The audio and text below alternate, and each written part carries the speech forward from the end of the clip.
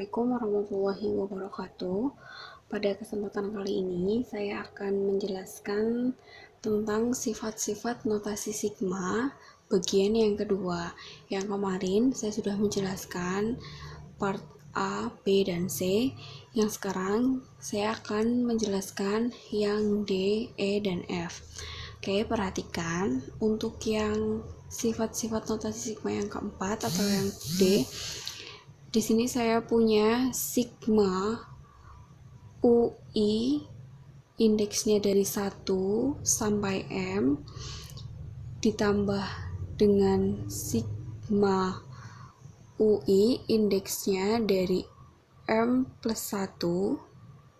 Oke, saya tambahi I-nya dari M plus 1 sampai N, itu bisa kita sederhanakan menjadi sigma UI dari indeks 1 sampai N. Oke, untuk lebih jelasnya silakan kita lihat ke contoh berikut ini. Jika saya punya I kuadrat, sigma I kuadrat dari 1 sampai 3 ditambah dengan sigma I kuadrat dari indeksnya itu 4 sampai 7. Perhatikan, kalau ada soal seperti ini, kita lihat batas atasnya ini. Batas atasnya di sini 3, yang bawah satunya 4, sedangkan 4 ini adalah 3 ditambah 1. Oke, batas atasnya teman sebelahnya ditambah 1, maka kita bisa rubah menjadi seperti ini. Paham ya maksud saya? Jadi yang ini M, yang ini M plus 1. Misalnya di sini 3, berarti di sini 3 plus 1, yaitu 4. Nanti kalau ada soalnya di sini 2, di sini 3, juga bisa dirubah menjadi seperti ini. Kecuali di sini 3, di sini 5. Tidak bisa dirubah seperti ini, karena di sini harus M plus 1. 3, di sini 4. Oke, berarti bisa kita rubah menjadi sigma I kuadrat dari 1 sampai 7. Nih, 1 sampai N, sampai batas yang sebelah sini. Kalau di sini 10, berarti nanti dari 1 sampai 10. Saya tuliskan terlebih dahulu. Oke, bisa dimengerti ya. Di sini kenapa saya sama dengankan 1 sampai 7, di sini tetap I2. Lihat sifat yang D ini. Sama-sama UI, di sini sama-sama UI, atau terserah ya, mau I kuadrat atau nanti I tambah 1, I tambah 2, I tambah 3, yang penting di sini sama. Kemudian di sini batas atasnya batas bawahnya 1 sampai M, di sini M plus 1 sampai N. Oke, sama dengan bisa dirubah menjadi sama, di sini ditulis UI, batasnya dari 1 sampai N. Dari 1 sampai teman sebelahnya ini juga sama, di sini 3, di sini harus 3 plus 1 atau 4. Kecuali kalau di sini 2, sini 4 tidak bisa. Kita rubah menjadi seperti ini. Di sini batas bawahnya 1 sampai 7. Kemudian langkahnya sama seperti sifat yang nomor C, kalau tidak salah ya, sama. Tinggal kita kerjakan 1 kuadrat ditambah 2 kuadrat tambah 3 kuadrat sampai 7 kuadrat. Saya tuliskan terlebih dahulu. Seperti ini ya, sudah saya kerjakan. 1, kan di sini batas bawahnya dari 1 sampai 7. Rumusnya I kuadrat, berarti nanti I-nya dikuadratkan dari 1 sampai 7. 1 kuadrat tambah 2 kuadrat tambah 3 kuadrat tambah 4 kuadrat tambah 5 kuadrat tambah 6 kuadrat tambah 7 kuadrat. Kemudian hasilnya ini ketemu 140. Jadi sigma I kuadrat dari 1 sampai 7 adalah 140. Sampai sini jelas. Kemudian untuk sifat-sifat yang nomor 4, nomor 5. Oke. Berarti kita punya sigma UI, I-nya M sampai N, I-nya tidak dimulai dari 1. Oke, I-nya dimulai dari M sampai N, maka rumusnya adalah sigma UI ditambah P. P-nya ini nanti akan kita gunakan untuk mengurangi batas bawah dan batas atas. Menentukan P-nya bagaimana? Kita tentukan P-nya ini adalah sebuah bilangan yang mana P ini untuk mengurangi M agar M-nya itu menjadi 1. Agar kita mudah menentukan batas, maksudnya agar kita mudah menentukan hasilnya. Oke, kan harus dimulai dari 1 ya. Kalau sigma itu lebih mudah dimulai dari 1. Oke, kalau begitu kita masuk ke contoh soal. Saya punya sigma I kuadrat dikurangi 3I dimulai dari 3, indeksnya dimulai dari 3 sampai 7.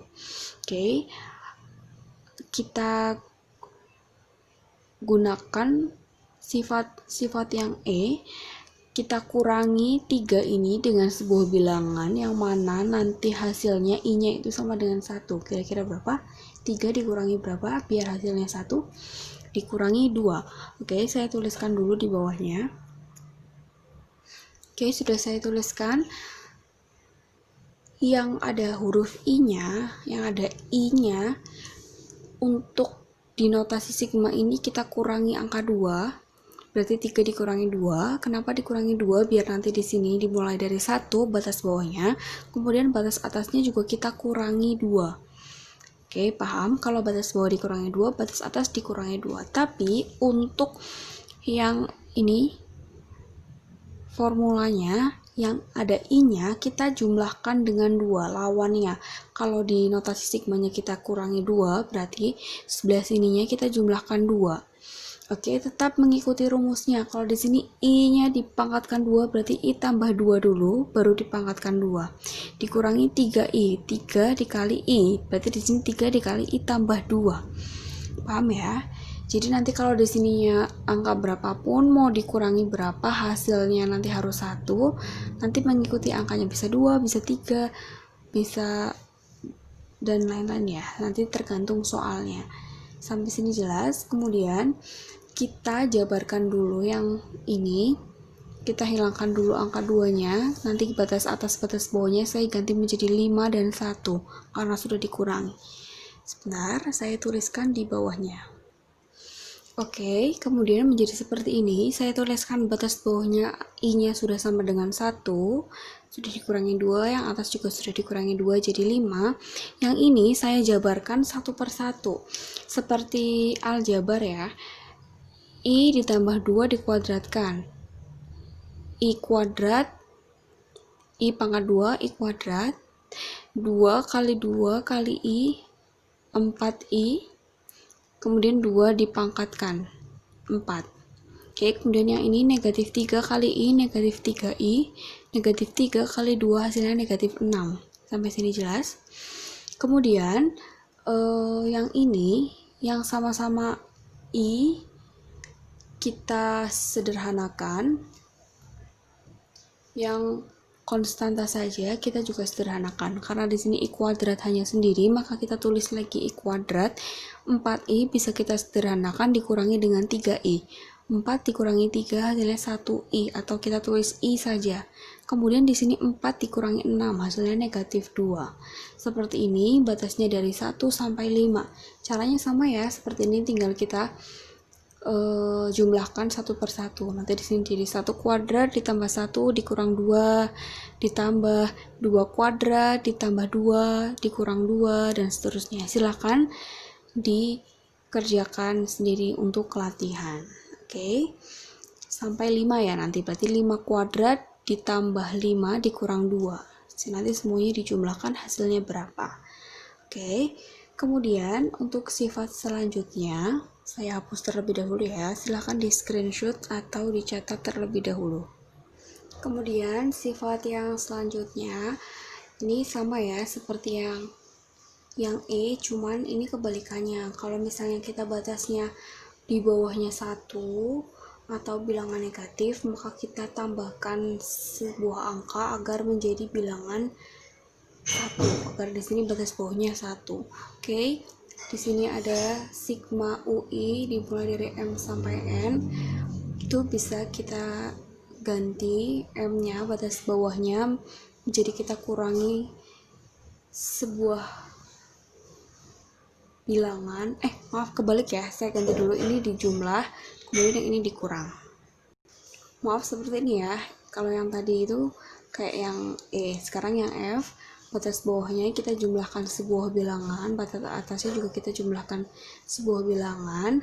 Nanti tapi di sini UI-nya, indeks yang di sini ini dikurangi sebuah bilangan yang sama dengan P ini. Oke, kemudian saya beri contoh soal agar makin paham. Saya punya 2i dimulai dari batas bawahnya itu negatif 3 sampai 5. Di sini bilangnya negatif. Kita harus jumlahkan negatif 3 ini dengan sebuah bilangan yang mana nanti negatif 3 ini bisa berubah menjadi 1. Kira-kira negatif 3 dijumlah berapa? Ditambahkan angka berapa? Ya, negatif 3 ini harus kita jumlahkan 4. Angka 4, kemudian yang atas juga kita jumlahkan angka 4, kemudian yang ini, I-nya, kita kurangi angka 4. Oke, saya tuliskan terlebih dahulu. Oke, seperti ini. Berarti yang ini kita jumlahkan 4, yang atas juga 4.